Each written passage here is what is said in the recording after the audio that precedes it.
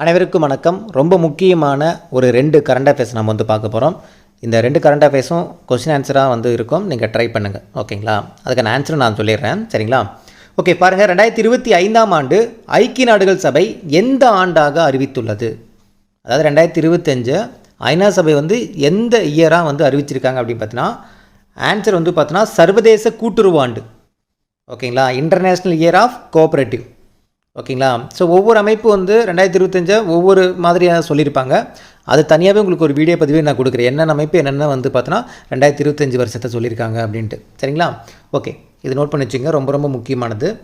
அடுத்த கண்டபேஸ் பாருங்கள். இந்தியாவினுடைய முதல் லோக்பால் தினம் எப்போது கொண்டாடப்பட்டது?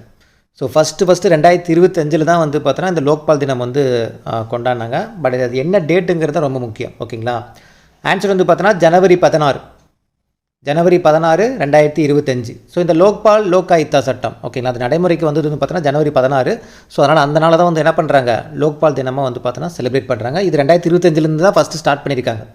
ஸோ அதனால் இந்த 2 கரண்ட் அஃபேர்ஸுமே ரொம்ப ரொம்ப முக்கியம். இந்த பாருங்கள், India's first Lokpal days was celebrated on January 16, 2025.